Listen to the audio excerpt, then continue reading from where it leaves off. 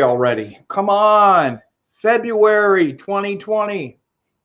So I'm going to be talking about February of 2020 today, and we're going to have Saturn moving into Capricorn.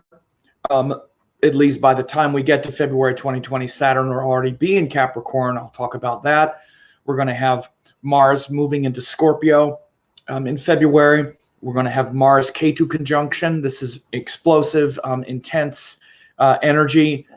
We're going to have some, full moon, a new moon, and other shifts going on. So I'll be talking about that in this video.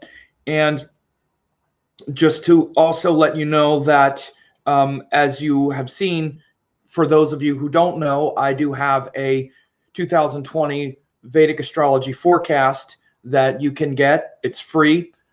I say this because a lot of people see these videos that haven't gotten the 2020 forecast yet. So go ahead and do that. In that forecast, you'll see and you will learn the 10 important shifts of this year. I cover these 10 important shifts. It's about an hour and a half. And I talk especially about Saturn and his transit through Capricorn for your sign and what that means over the next basically 3 years, what to commit to, because Saturn is our long-term commitments, what we're focused on, what we're really committed to. And he's been in Sagittarius since early 2017. He's moving into Capricorn this week, actually, and he'll be there for the next 3 years. So if you haven't done that yet, you can go to the website. It's called 2020vedicastrology.com. And then when you go there, you'll see that you can simply just click yes, reserve my spot. You can either watch the live replay now instantly, or you can select a time to set aside if you can't watch it now and then you'll be notified of a time of that time that you select. So, but you should definitely go there and make sure to see that and get updated about 2020. And one of the biggest shifts is the first one that's coming January 25th. And so, again, besides that, we have a lot I'm going to be covering in this web class today. So let me just get at it. And by the way, I appreciate seeing some people here. I see Katie Monroe is here. Joy Sharp is here. Disciple of Self School says Sam's a Cali resident. I guess some of you didn't see that it was 4 p.m. Pacific time. Sorry about that. Yeah, everything is California time. That's where I live. And so let's just get at it here and start getting into February. Let me pull this up. Change time. Okay, and this is January 20th, and we'll move this through the days, and you'll see that first we have this, this is the 22nd, 23rd, 24th, and you see on the 24th, in the middle of the day, the 24th, Saturn crosses over the threshold into Capricorn. So again, that's not quite February yet, but that's just in a few days. Saturn enters Capricorn. And it's going to be there for about 3 years.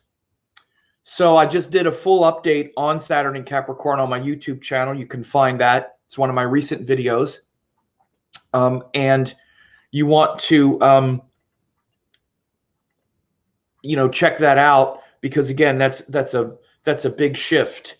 Saturn moving from Sagittarius into Capricorn means that our long-term focus and commitment is changing from the Sagittarius principle of looking for what inspires us, trying to really concentrate on the things that inspire us. After going through there, we've seen a very, in fact, perhaps even harsh reality about what inspires us. And now we need to focus and commit and concentrate on the truth, the reality of what is inspiring. Saturn comes and pressures all of our preconceptions.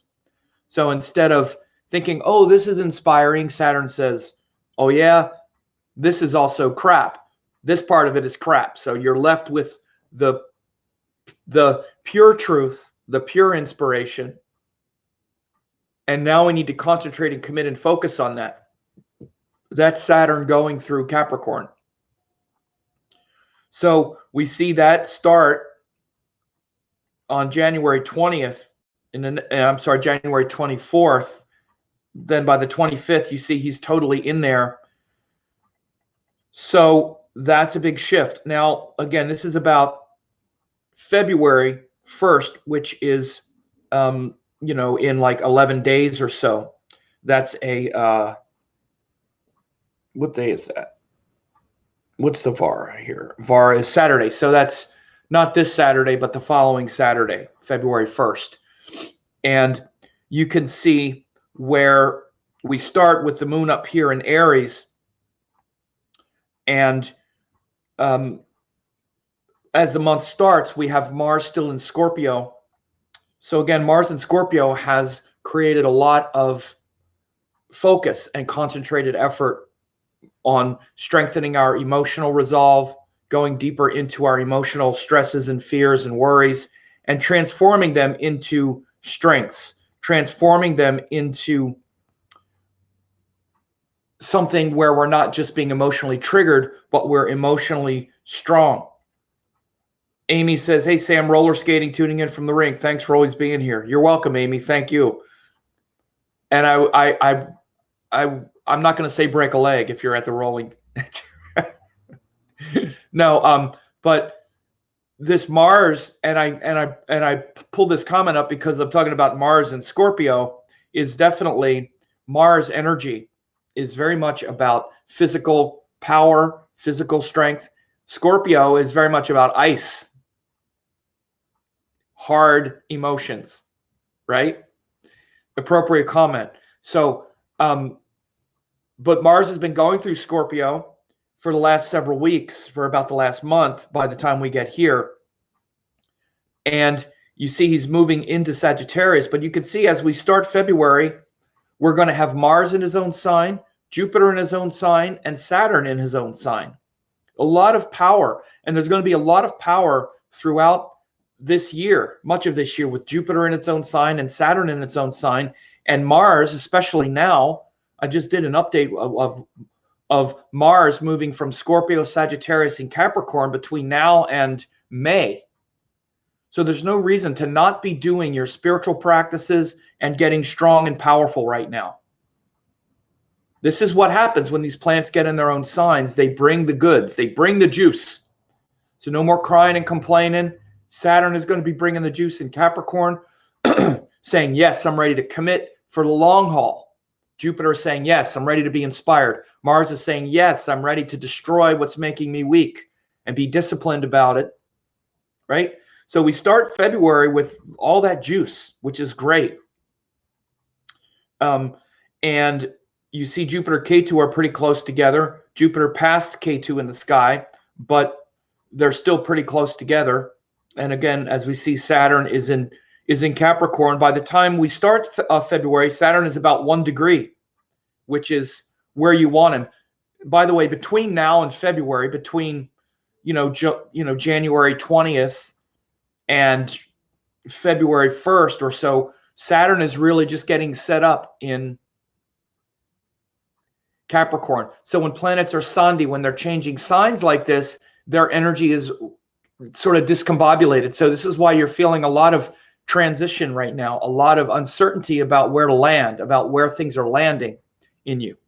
Because Saturn especially, which is the long term, like the ground beneath our feet, what we're committed to and focused on is not really solid. He's in transition right now. He's in flux right now. And again, that always keeps us feeling a little uncertain, particularly with Saturn, as it's, again, a long-term shift.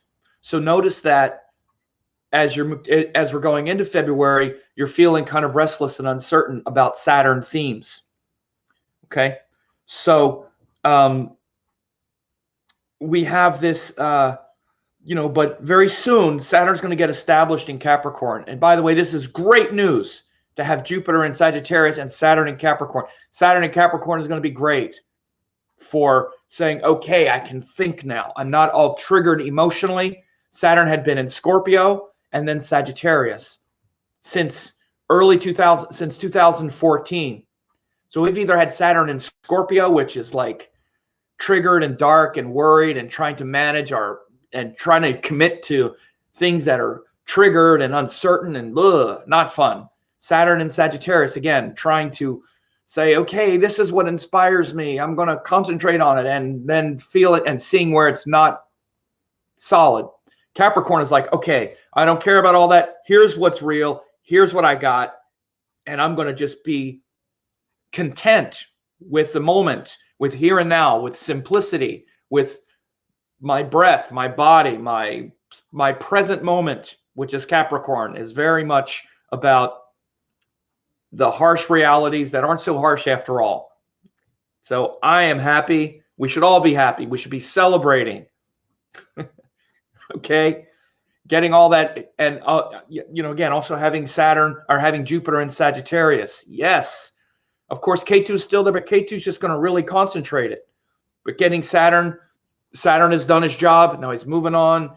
Jupiter there. Yes. Coming behind that is going to be Mars, which is going to be bringing a lot of courage to fight the good fight. So we'll handle that when we get there. But you can see this is how we start off the month. Even this sign of Aquarius, we have Venus here and Mercury there. But look, Venus is right on the cusp of being exalted. Look at that. We're even going to have exalted Venus in the midst of all this. Come on, guys. I don't want to hear any complaining. I don't want to hear any complaining. The first part of February, none. I want nothing but positive comments. No complaining about the length of my videos. No complaining about anything I say political. I don't want to hear it.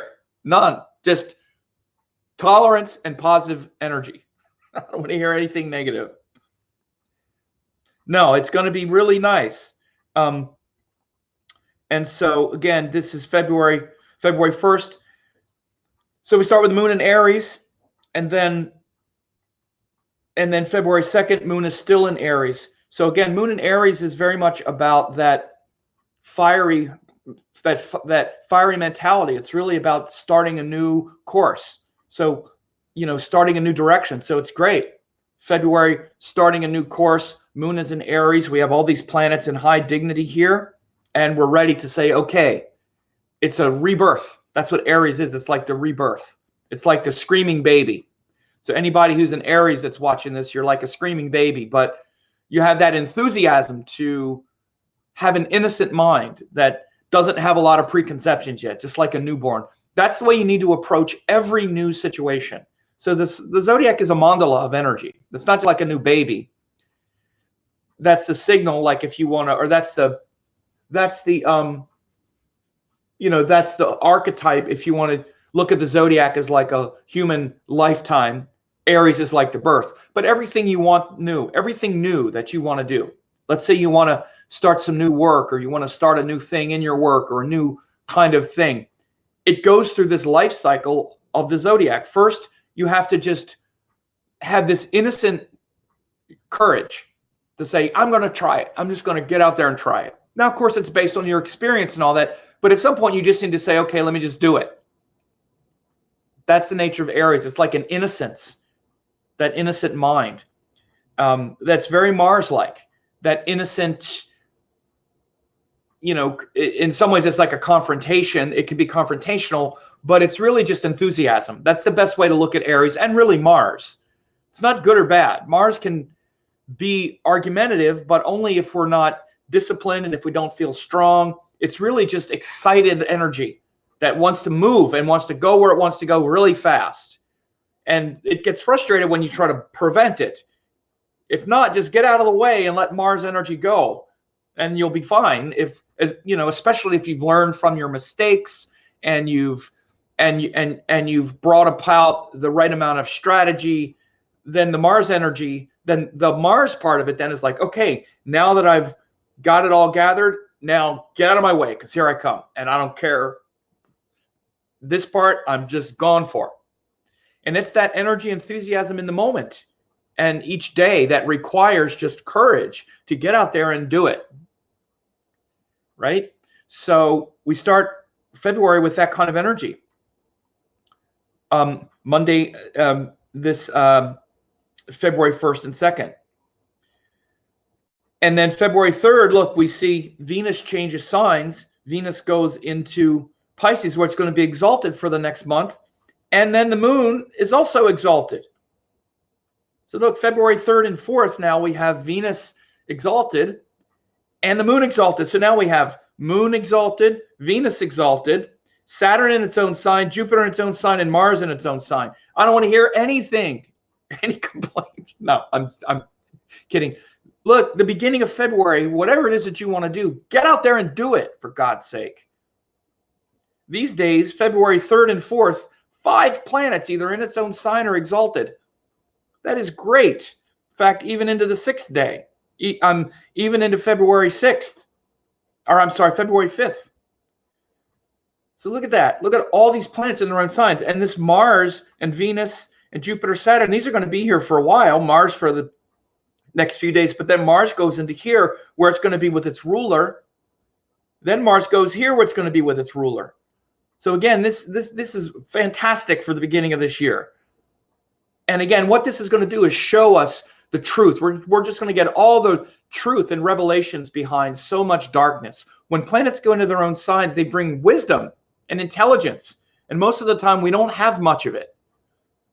So Mars and Scorpio, we're seeing the truth of Mars energy, the truth of Scorpio and how it can be manipulated by our negative emotions and how we can beat back against it. Jupiter and Sagittarius, we're seeing the true inspiration, what's really inspiring, and what's actually true, what's truly going on, not just how we can be, controlled by our false hopes. Saturn goes into Capricorn, again, a level of realism and focus and commitment and service. Venus exalted is going to be, again, a sense of beauty and sublime joy beyond just this earth. And all of the interactions with people and relationships, again, those things also will feel good. But we also get the pure power of it, which is beyond just our emotions and beyond just our desires with it. We tend to see everything in astrology through what we can get. Well, what can I get out of it? What do I get from it? Again, this is the ego. There's a level higher than that, which is what is the true beauty of the thing itself? What is the real power of the thing? And that really comes when the planet's in its own sign. And by the way, you can use the same principle in the natal charts. Planets that are in their own signs are ones that are elevated even beyond just all the stuff we want from them in the world. When they're in these average dignities, then they're just full with a lot of desires. But when they get into those high dignities, especially their own sign or exalted, they're like catapulted out of just this world and all the stuff that we want to get. They get into this very transcendent dimension. So look at all this at the beginning of the month here, February 4th and into February 5th. And now we have Moon exalted in Taurus. Now, it's opposite Mars here. So again, you could say, oh, it's opposite Mars. That's difficult. Yeah, but it's opposite Mars in Scorpio, where it's powerful. So again, this, especially February 4th, we have the moon in its own sign. The moon in its Mula Trachona in Taurus, where it's very stable, getting aspected by Mars, which is a lot of courage. So again, these are great days for, again, your spiritual practices that have to do with, again, stillness, meditation, introspection. Again, of course, there's always the have fun, enjoy things, quality of having these planets in high dignity. But there's a deeper promise. So then the moon and Rahu join. Moon goes into Gemini, where it crosses over this eclipse point. This could be some, a few intense days for sure, especially because the moon has also joined Rahu. So February 5th and 6th, you can see on the 6th, it's very close. And then into the 7th, or actually, yeah, this is set for 8:30 in the morning. So this moon in Gemini, Gemini is the sign where we then explore a lot of new interests and we find new things to do that are enjoyable to us, things that are that bring about a lot of intelligence, where we question our beliefs. And there's been a lot of that questioning of beliefs happening lately, especially since Rahu went into Gemini earlier this year, or earlier last year. Now, March 23rd is when it happened. When Rahu went into Gemini, March 23rd, we had this shifting of the nodes from Cancer to Gemini. And I just put up yesterday, I relaunched my Rahu in Gemini, Ketu in Sagittarius web class that I did last year. You should check this out because it's going to be relevant for all this year. And if you go to the website, if you go to the website, RahuK22020.com, RahuK22020.com. If you go there, you get this webinar, this web class, where I talk about, again, if you haven't seen this yet, Rahu, Ketu, and Gemini and Sagittarius, your obsessions and criticisms in 2019 and 2020. So I did this last year before Rahu changed signs, Rahu and Ketu changed. So you'll see me analyze all of the shifting from last year, from the middle of last year, and those eclipses, including the eclipse that we just had in December. But this is relevant through this year because Rahu is in Gemini and Ketu and Sagittarius through September of this year. And I talk about this, especially the spiritual insight and power shown when Rahu is in Gemini and Ketu is in Sagittarius, important for you for the next 1.5 years. So I go into great detail about how this helps you as well for your sign. So again, it's Rahu Ketu 2020, RahuK22020.com. If you want to go there, again, register. It's the same process. You can either watch a live video, you can either watch the live replay now, or register for a time to sit and watch it for about 1.5 hours.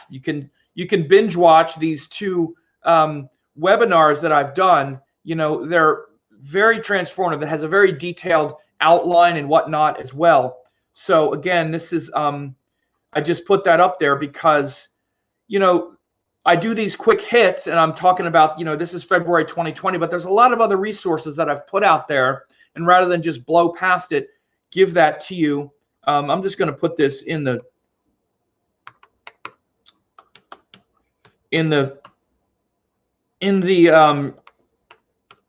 comments as well for that. And I also put a little banner up here, a little ticker. So I put that up there.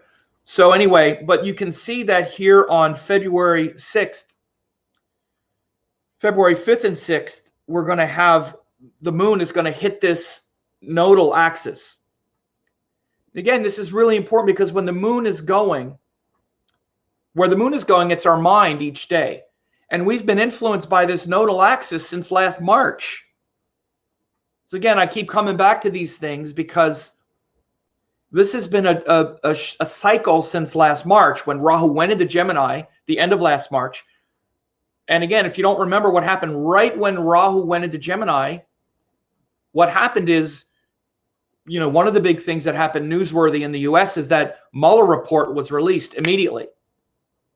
By the way, I said all this stuff, what happened, because Rahu in Gemini is about getting the information out. Now, getting the information out so we see it. Now we're going to start seeing what's going on. We're going to see what people say. We're going to see the way they communicate. So we got all this information. We saw how things started working, not just a lot of, well, who knows what happens. Since then, we've been seeing information dumps, loads, disclosures. We can see it politically and this kind of thing, but we see it all over the world. We see it in all kinds of information coming out that's questioning and destroying our beliefs about them. Questioning and destroying the beliefs is shown by Ketu in Sagittarius. Again, I just did a recent thing where I talked about the monarchy, our beliefs about monarchies and royalty and queens and elevated figures is getting really destroyed right now. We see it in politics. We see it even in the monarchy. Because Ketu is destroying it, Rahu is saying, Rahu is opposite in Gemini, saying, see, here's the facts. Get out of all your crazy beliefs. So I talk about the social ways we see it, but it's also in your personal life. All your crazy beliefs about who you are and who you really are and what the world really is and how spiritual you really are and what you've got all figured out, all your philosophies that you figured out. Ketu is going, sort of, not really. If you want to be real and honest, you need to actually purify all these teachings, because Rahu and Gemini is saying, see, look at all this stuff. You don't even know how to explain any of it. So how can you really understand it very well? So the moon going through Gemini on February 5th and 6th and into the 7th is going to have a lot of that.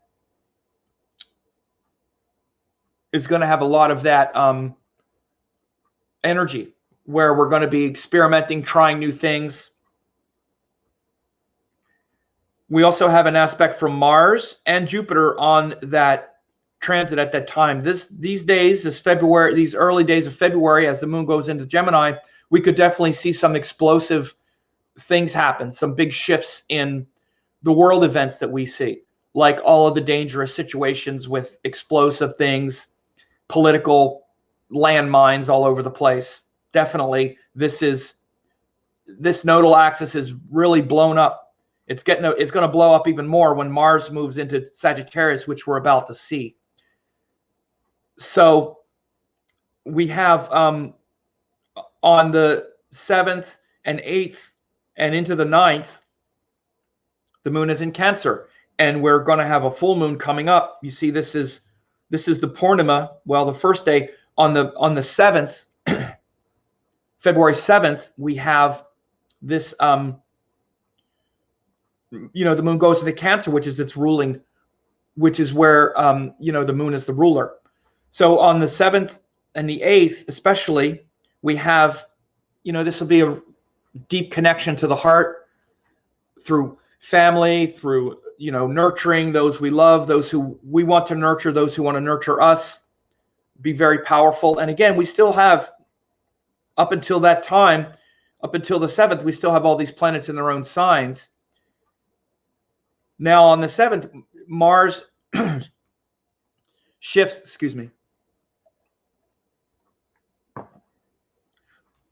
and goes into Sagittarius, which is, still very powerful because he's also joined Jupiter. But so this is going to be opposite Saturn and also opposite the sun. We have the full moon on the 8th. So when we get near these lunation cycles, the moon is very bright. This is like a full moon in Cancer where we're really full of our feelings, full of our emotions, full of our heart. That means, we really want to share. We want to really land in our family, in our community, with our loved ones. It should feel very good, especially given we have exalted Venus. We have Saturn in its own sign. We have Jupiter in its own sign. Very good for your gurus, your teachers, and drawing a lot of inspiration from those things with this transit of Saturn through Cancer. Again, for authentically spiritual people that are actually doing meditations and doing things that connect to the heart and go deeper than just the emotions, this will be a very positive transit. Even as Mars is shifting from Scorpio to Sagittarius, again, that kind of liminal space where we see Mars, again, really opens up a lot of, shifts and changes for the sort of other world to kind of leak in. When planets move, they're unreliable and unpredictable, but it's also kind of like a crack that lets the light in. And so again, if we're connected to the light, particularly if we're connected to the heart and our mind is peaceful, those cracks those kind of glitches in the matrix are great opportunities. So this shifting of Mars from Scorpio to Sagittarius on the 8th is going to be also very powerful. Again, the shifting from Scorpio to Sagittarius itself is where energy moves from the potentially dark, triggering, fantasizing obsessions over dark worries into, okay, I get it. That's just my triggered response. There's this hopeful thing that is an answer to it all. That's what the transition is, literally from Scorpio to Sagittarius of any planet. Of course, for Mars, It's also that way. Mars goes from trying to just defend our emotions to then fighting for what's right. Okay, here's the answer. I love Mars in Sagittarius. Love me some Mars in Sag. Very much like the warrior, spiritual warrior, literally. It's like the stereotype of that. It's like Sagittarius is a warrior sign. I mean, it's Brahmin because Jupiter is a Brahmin, but it's a Kshatriya sign. He's got a weapon. He's got a bow and arrow, right? So it's the inspired one, but it's got a weapon. It's like fighting for the truth. That's what Sagittarius is. And Mars is like the warrior. So it's like the front half of the archer. It's like the one with the bow. So when Mars is there, it's like you got the arrow ready to shoot it, right? So very powerful shift here on the 8th with Mars going into Sagittarius, and the moon is still in Cancer. Now on the 8th, of course, there could be, the 8th is tricky because this is also a Shlesha nakshatra, which is the Gandanta point. Again, you want to understand sidereal zodiac in all the Vedic text. It's clearly aligned where Rashis and Nakshatras are aligned. So this end of Shlesha and the beginning of Magha is the Cancer Leo Gandanta point as well. So this can be a sort of transformational, emotional day. Shlesha is difficult when we're not aligned with purity, when we're not aligned with the pure teaching. If we're tangled up in our desires, Shlesha is very painful. So again, it's because Cancer is a sattvic sign. You need to elevate your energy toward those that you truly love, selflessly love. It's good to take care of pets, take care of animals, take care of loved ones that you love selflessly when the moon is in Cancer. And if that's the case, then a Shlesha energy is very powerful. It takes you right to the source. But if not, it could be a difficult and dangerous, even emotional day on the 8th and into the 9th. So again, this is also a full moon day on the 9th, which I'll talk about at the time. I mean, on the 8th. It'll actually happen on the 9th. I'll talk about that then in more detail. Then for the most part on the 9th, 10th, and into the 11th, we have the moon in Leo. And it passes through this Gandanta on the 9th. Then it's in Leo the next couple days. Leo is ruled by the sun. It's about our individuality, our individualism, connecting to the light, sharing the light so that we create a beautiful kingdom, not just our own sort of, little fiefdom. The kingdom isn't just for us as the king, it's for the kingdom. So we have family and we have nurturing around us, and we see our joy and our, the joy of our life radiating out into the world and others benefiting from it. That's what we really want. We don't want to just be the tyrant who's isolated and afraid that there's somebody more powerful than him that's going to take everything away from him. That's the shallow king. That's the sort of petty tyrant that shows the corrupt Leo energy, the corrupt king monarch energy. The enlightened monarch energy is the one who has the power, who doesn't have to prove it. The one who's in charge doesn't have to remind everyone he's in charge. The best thing he can do is see others benefit and be empowered by his or her energy. And this is what we do like in our family and all like that, right? We want to give to those who we want to, benefit. So that's the lesson for the next couple days, February 9th, 10th, and into the 11th. And we have this aspect, especially from Jupiter here on the 10th, which should make it a particularly inspiring day, with Jupiter sharing his grace toward Leo this way. So that's a really good day to study with your teachers and to, gain new insight and wisdom, which, I will just say, by the way, that insight and wisdom, I have a couple, I am going to talk about this again a little bit, but again, there are two opportunities for you to gain an insight and wisdom with the Rahu Ketu in Gemini web class. If you haven't seen it, again, Rahu Ketu 2020,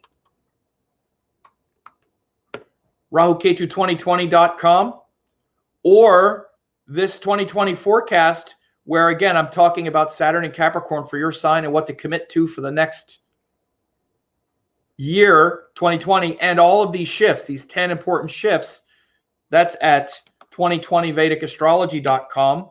Same thing. All you need to do is just click reserve your seat, either watch instant replay or set up a time to have it set to you and watch it then.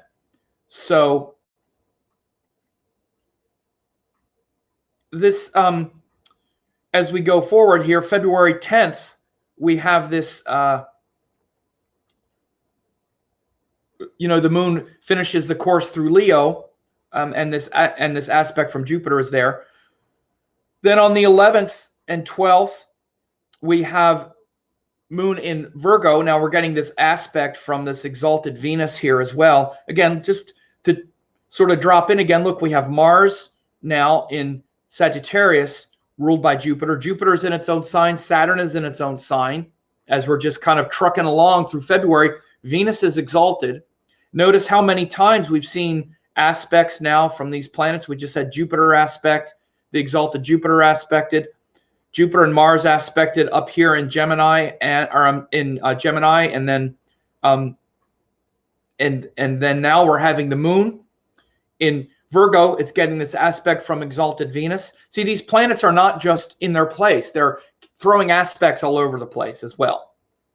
And so, moon in Virgo is about details, organizing our kingdom in the most strategic way possible, so that we're not just throwing our energy out everywhere. Again, Leo is where we have the energy and we want to share it. But if we just want to share it in some kind of random way, then we're not being intelligent about it.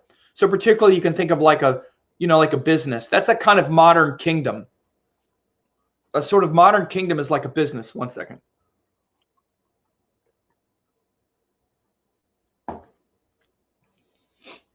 A business is like a modern kingdom where, and you can see, this is why our governments are run by businesses now as well, right? It's all business. But when you have a business, it's like a kingdom. There's the owner or the bosses, and then they need to delegate tasks and delegate authority and set up systems and structures so that the power of the business or of the kingdom gets optimized and,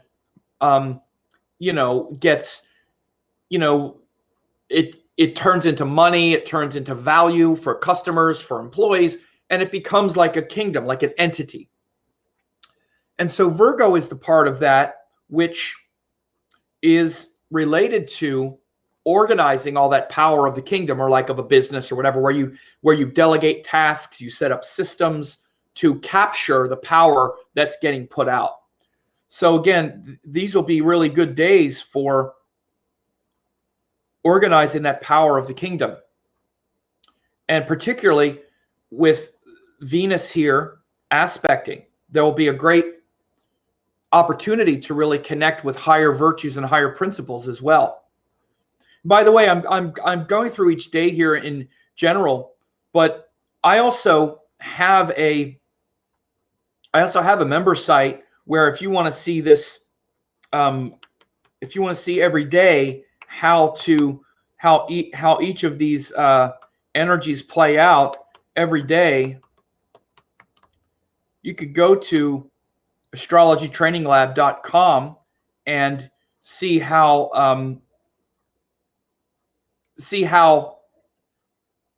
not only do we have the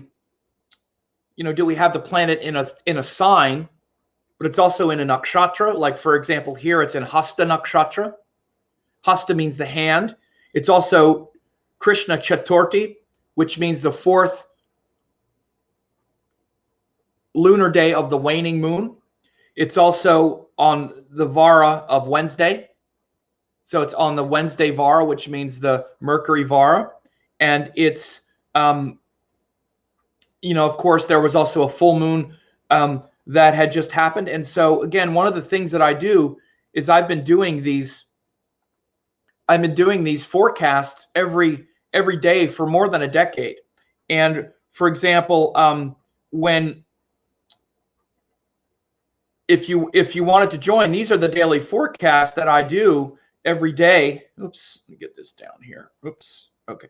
These are the forecasts that I do every day. You can see this one was today, January 20th. You can see, Monday moon, Jeshta, 11th Tithi. These detailed explanations. I also have one of my best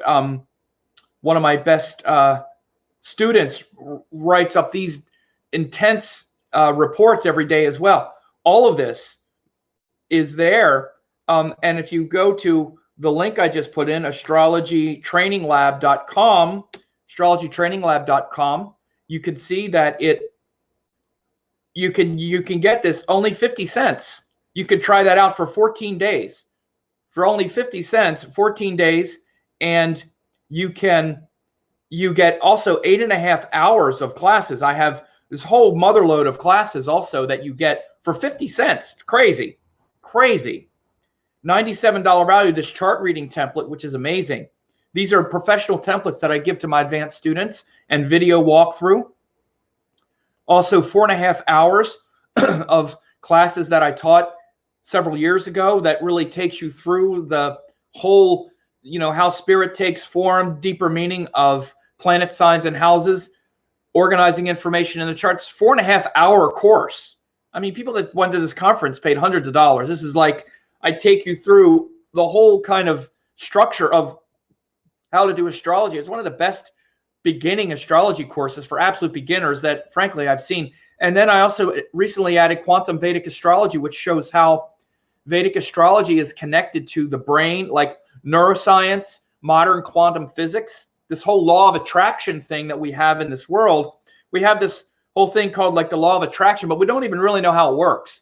Our mind is literally like a quantum generator. We are generating our quantum reality based on our mind, based on the neuroscience. And the chart is literally the portrait of your neuroscientific patterning and how that neuroscientific patterning creates the world on the quantum level, on the quantum energetic level.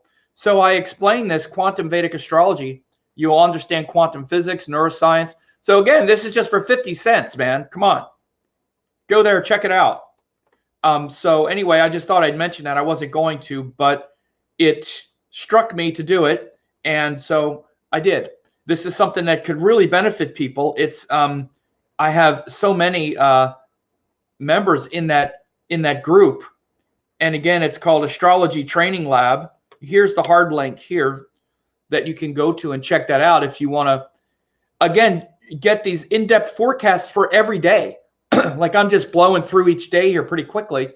But as you saw, I do an in-depth forecast every day based on the Rashi the moon is in, the nakshatra, like here it would be Hasta. So on February 12th, that breakdown would be moon in Virgo, Hasta nakshatra, Chaturthi, Wednesday, and then any aspects to the moon. Like here, I would not be talking about aspects, but on the previous day, I would have been talking about Jupiter aspecting and other kinds of things. So every day you get a snapshot of what's called the Panchanga. So a lot of stuff going on, and I like to share this with people. This is how I share the power of my kingdom, right? And these things, I mean, so far, the few things that I showed you, 2 of them were completely free. This is 50 cents. So I show these things because people ask me all the time. They'll write in comments, what should we do to go deeper? How can we learn more? Blah, blah. It's like someone puts together all this stuff that's free and 50 cents. And so that's my part in inviting you to go deeper without, in many ways, spending any money or a little bit to get this high quality training.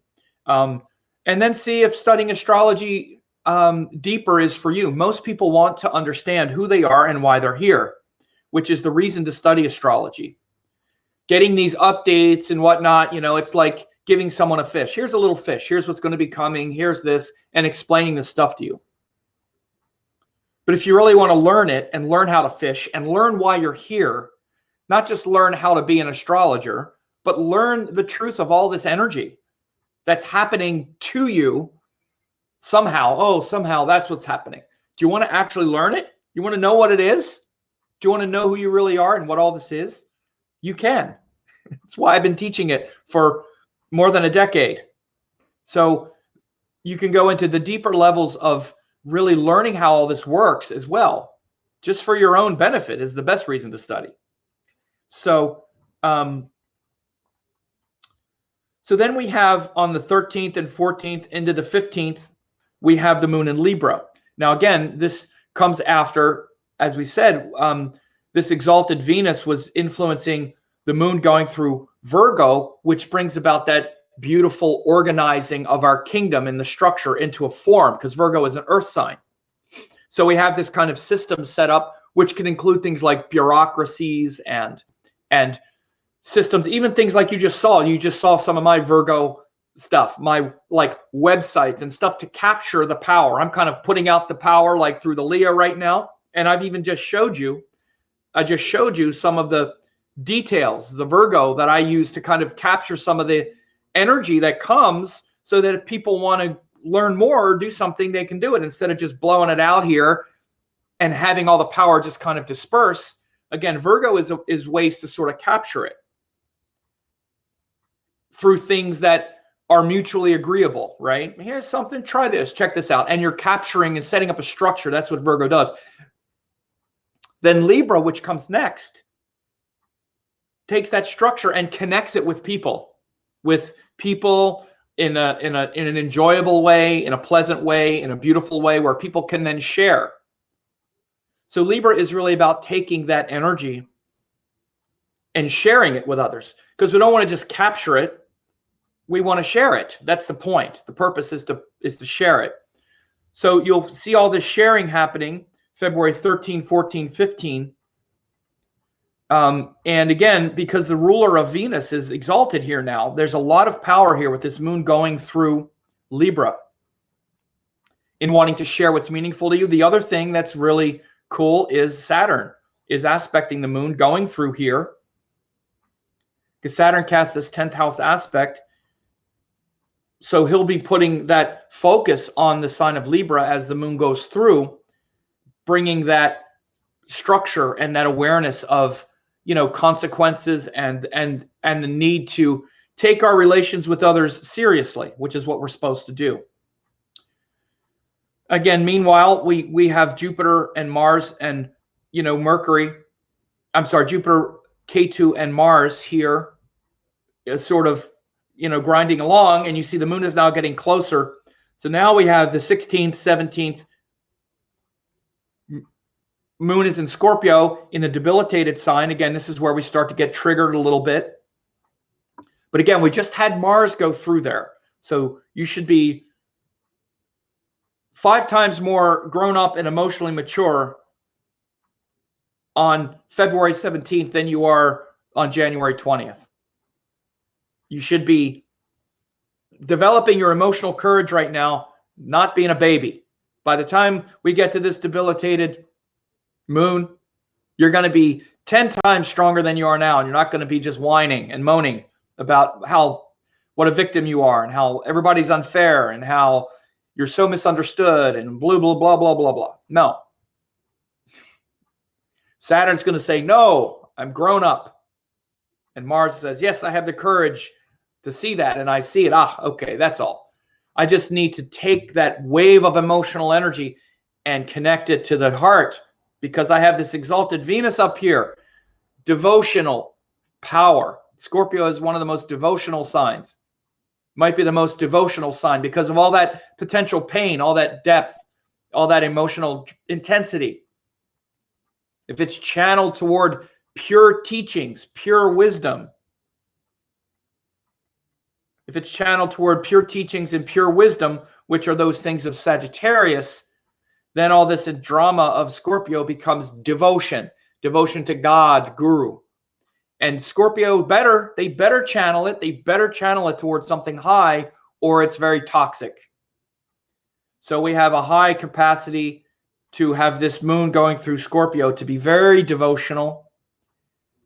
Again, those of you who study, my students and other people that are always becoming students, this is a great month. February is great for starting a new course of studying astrology more, being more devoted to those teachings and the gratitude that these things even exist.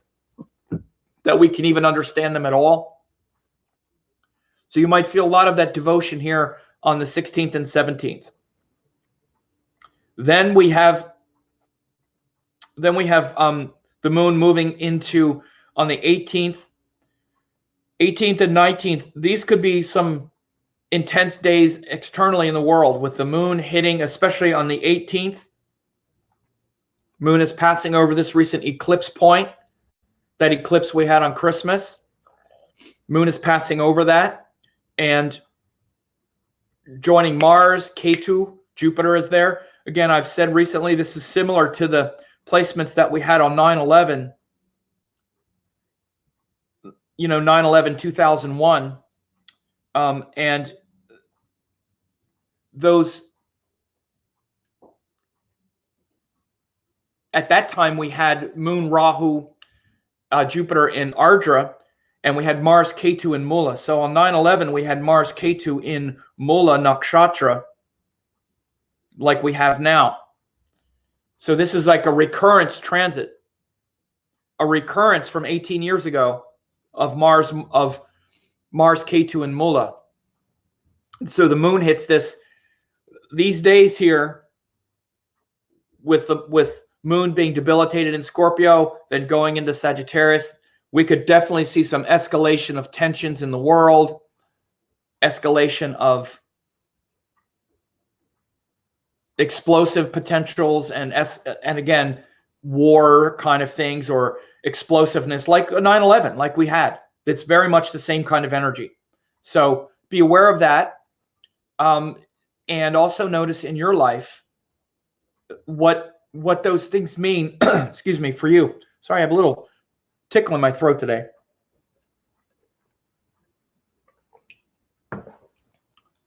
And what those things mean for you. Again, this is enormous spiritual potential because this is Mula, ruled by the goddess Kali, the uprooting energy that I've been talking about so much.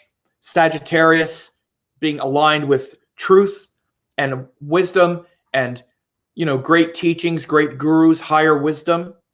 Ketu is also there, bringing enormous focus and in many ways a rejection of this world. And again, if we're immature emotionally and we're like, oh, rejection of this world, oh, that's not good. Well, it's not good to always be in a rejection of the world. That doesn't feel good. But ultimately, we need to see beyond the veil. So it's about lifting the veil beyond this world. And there's a lot of that energy and power that's going to be coming up. No way to do it quicker than to have things blow up and explode and blow up our paradigm of safety. And again, my condolences and sadness for everyone for human victims of any kinds of terrible events. I'm not blasé or casual about any of it. But what I'm saying is that, the spiritual path in many ways is a bunch of explosions. Those of you who have really undergone serious spiritual transformation, and I don't talk, and I mean through meditation and sadhana and practice, understand it's the reason people don't do it. People tell me all the time, oh, I always want to meditate more. I know I should meditate more, and I know I should be doing more of that. Yeah, I know why you don't. Because it's hard. Because your ego gets utterly blown to smithereens at different points. Or we even get a little piece of our ego blown to a little piece of the smithereen, and we're like, oh my God, oh my God, oh my God. We panic at the simplest little disruption. And the more you go into the authentic spiritual life and authentic practices like chakras opening and kundalini awakening and your paradigm completely shifting, it's like walking and having your entire life blown up in front of your face and not knowing what's next. So that's why people don't meditate. People don't have to tell me, oh, I know I should do it more. People don't meditate to feel good. It ultimately feels good, but it's hard. It's like, okay, let me learn how to completely destroy my identity today. That'll be fun. It's not fun, but that's not why we do it. We don't do it because it's fun. We do it because we want to know the truth. And after a while, the immense suffering of being so damned ignorant gets too painful. We're like, all right, I can't stand this ignorance anymore. And we then get that blown up. That blows up. And our ignorance blows up in our face. So I'm saying this, sort of harsh and tense here because look for some of your ignorance to just blow up in your face. Look for some of your ignorance to just blow up in your face during some of these transits. Because some of your ignorance, is going to blow up in your face, and you should be expecting some of that and be ready to fill the void with something truthful. And again, this is what mula is. Uprooting, things blowing up, getting uprooted, getting torn out by the source. And so this transit that we see here, even starting back here 15th, again, into the 15th, 16th, 17, 18, 19. These are definitely going to be some transformative times with the moon going into debilitation with Mars, Ketu, Jupiter, then joining Mars, Ketu, Jupiter, passing over the galactic plane. A lot of transformation, blowing up, explosiveness, uprooting happening then. Then we get into this, the moon goes into Capricorn and joins Saturn. And let me look at something here. I think I'm looking at Maha Shivaratri. I believe it's going to be at this time, February 21st here. Yeah. So this is going to be the Shivaratri. This is one of the holy days in India, in Indian thinking, is when we have Krishna Chaturdashi in the month of Falguna, when the sun is in Falguna, Krishna Chaturdashi, which is this phase of the moon, is Maha Shivaratri. So again, after this transformative cycle here of the moon going through Sagittarius and joining these planets, then it goes into Capricorn where it joins Saturn. This is going to then ground it, silence, stillness, peace. That's the hope. Or stress, worry, fear. I'm jumping out of my skin because I'm totally immature and can't handle the fact that I'm not in control of the world. Again, this is why Capricorn and Saturn energy feels scary, because we're not in control of anything. And we have this illusion that we are in control, and we're not. And Saturn shows us the lack of control that we have. We have no control over anything, especially not ourselves. And that's the only thing we can control, is our mind and our consciousness. And this is what Saturn actually teaches us. So Saturn problems are more about lack of control than anything else. And we really feel it in Capricorn, because after all this stuff maybe blows up, this explosive energy, this explosive transformational Scorpio Sagittarius energy, then we're sit with Capricorn where it's the aftermath. Now we have all this stuff has happened, and now we have the situation, and we realize I don't know what to do. I don't know how to control anything. I don't know how to control this earth. I don't know how to control time. I have no control over life and all of these big structures that have produced everything. What do I do? What do I do? So Saturn brings all that pressure of time and and we realize our lack of control, and we have nothing to do but sit there and say, that's right. That's actually the truth. I have no control of that, but I have total control over this. It's the only thing I have control over. And thank God, now that Saturn is in Capricorn, I can just sit here and concentrate and face that truth. Because in Capricorn, we actually don't want anything around us. That's the greatness of Capricorn, is I just want to be alone. Just leave me alone. It's great. Again, in Sagittarius, we're like, oh, I have teachings and this and that, and it's all going to work out, and I'm so inspired. Capricorn is like, you know what? It didn't work out. I'm not inspired anymore. Just leave me alone. I need to work through this myself. I need to figure this out myself. Everybody just go away, including gurus, teachers, go away. Shut up. I don't want to hear you. Just be quiet. Leave me alone. I need to figure this out myself. First, it's very painful. But again, if you have a technique, you have a method, you learn how to meditate, you learn how to just sit there. Again, you've heard me say before in my very, I don't know, I guess it's Mercury, Rahu, Saturn nature is at some point, we all just need to learn how to sit down and shut up. Sit down, shut up, and go off by yourself. Go somewhere, sit down, and shut up. That's all we need to learn how to do at some point. That's literally Saturn in Capricorn. Go off by yourself, sit down, and shut up. And guess what happens? If you just learn right now to sit down, to go off by yourself, sit down and shut up. Withdraw your energy from everything you think is going to save you and just relax. You will eventually relax. At first you won't, but especially if you learn even any kind of meditation, like how to breathe, how to say a mantra, how to connect with anything beyond just the world of stimulation and distraction, you will connect with the truth of who you are. I guarantee you. There's no other possibility, because that is who you really are. And it's never not been that. It's always been that. But we're lost in all of the childish attachments. We think we're something going on out there, including our body. Eventually, even when you turn inward, you drop the body. You're like, I'm not the body either. If you've not had that experience of not just thinking it and saying, oh yes, I know I'm not the body. If it's just an idea, that's fine. But if you never had the experience of literally looking at the body as being something far out there, like, wow, where's my, it's way out there. Woo. You're never the same after you realize and sit in the, and abide in the space that's not embodied.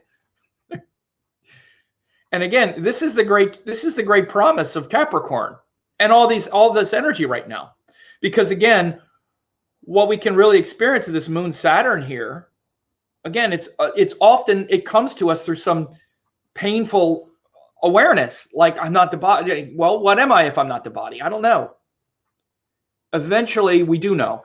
And having all these powerful planets, having Venus in Pisces at the same time means when you do sit and connect, again, the Pisces energy and Venus energy is this exalted kind of devotion where if you just sit still and concentrate and try to do some kind of spiritual practice, your mind is already aligned and your sense of beauty and joy is aligned with the Pisces, with this exalted Venus takes you right to this devotional space very easily. That's why these moments are so powerful. And this Jupiter, again, in Sagittarius, your teachings will really inspire you and benefit you now, where you could very well maybe do it instead of just seeing me as some ranting, raving lunatic on the internet. Here he goes going on that. Will you get back to the forecast, Sam? Will you make your video shorter? Will you do this, blah, blah? You might actually get what I'm saying and say, wow, you know what? He's right. This is actually true here. Because we hear the teachings all the time. We just don't do them. We don't practice them. So when we have these planets in such exalted places, they really deliver the goods. And one of the great things about this Ketu Mars as well, and what Ketu does, and Rahu as well, is they destroy all of this. The power to destroy all of our false beliefs is great, because now we stop clutching to some childish notion about things. So this shifting here around the middle end of February is going to be really big. So Moon Saturn in Capricorn here on the 20th, 21st into the 22nd. A lot of reckoning here for your spiritual life and your solitude, introspection, stillness, and then rather feeling alone and lonely, you feel empowered in that solitude. Then, and again, the one night here, this February, it's probably the 21st here in the U.S. I have to look, but it looks like because there are rules that govern whether or not which day is the Maha Shivaratri. But probably on the 21st here in the U.S., we have the Maha Shivaratri. Yeah, that looks pretty obvious. And this is the great night of Lord Shiva, to stay up all night. Boy, this is going to be a fantastic night for your spiritual practice. February 21st this year, with Jupiter in its own sign, joined Ketu and Mars. The moon has joined Saturn, and Venus is exalted. Those of you who have gurus and teachers, this is going to be an amazing Maha Shivaratri, where the portal is really going to open for you. So then we have a new moon, and the moon in Aquarius on the 23rd and 24th. And Mercury turned retrograde here, snuck up on me. Mercury turned retrograde on the 17th. As the moon was going through Scorpio, Mercury turned retrograde. So he'll be going retrograde for three and a half weeks or so, starting from this point. I'll do another video on that. But February 23rd to 24th, we have the moon in Aquarius, and it's a new moon, starting that new moon cycle. And again, starting that new moon cycle, what I do with my in my astrology training lab, one of the main things that I do is I do these new moon and full moon updates, because these are the cycles that we're living in our life. As much as you're probably not thinking it or aware, right now, one of the main cycles that you're dealing with is whatever the last new moon was. We just had the last new moon in Sagittarius, and we're moving up to the new moon in Capricorn. Right now, wherever Sagittarius is, that's a main focal point for the next month, regardless of your dashas or your chart. This is the cycle that you're mainly working on right now. Very urgent focal point. And again, this is all part of, in the astrology training lab, for each of the 12 signs, every full moon and new moon, I do a forecast. I do an update where you can stay on track. You know, if you're Taurus, then this will be this new moon cycle in your 10th house. So it's going to be 30 days of really focusing on your work, your career. Then the full moon opposite that is the contrasting point that's opposite, that helps to balance that lesson. So again, these cycles, whether we know it or not, these are the things that really govern our life. And you know, again, like many things, we're not aware. So I just put the astrology training lab link again. And again, you can just put astrologytraininglab.com, and it takes you to this website. And again, in the training lab, you get access to these daily forecasts. Again, look, this is every day. These spiritual messages from my student, Jeff Poole. I say my student, he's an astrologer in his own right. But then I also do these overviews where you see January 20th, Monday, moon, Scorpio, Nakshatra Jyeshta, 11th Tithi. And then you know, the moon was also joined Mars today. So again, having these daily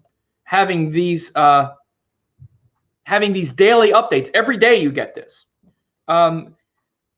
Again, the other thing that's great about it, I also give this to my certification course students, because the other thing that's great isn't just, oh, I get an update, but getting this, you watch the energy every day, you track it. Then I've always said, and most people who study astrology know, the best way to learn is to track it every day.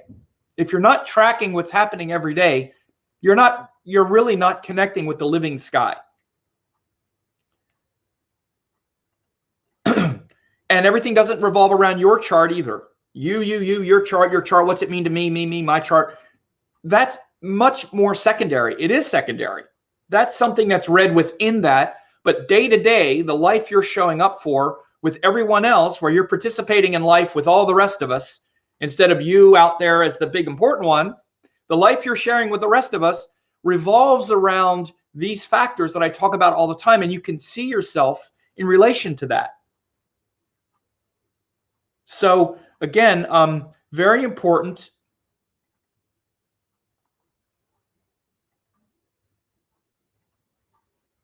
One second here. Okay. So I think we're getting some latency because, let me do something.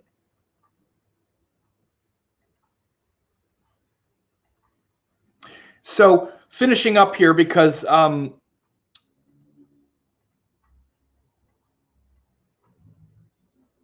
second. All right. So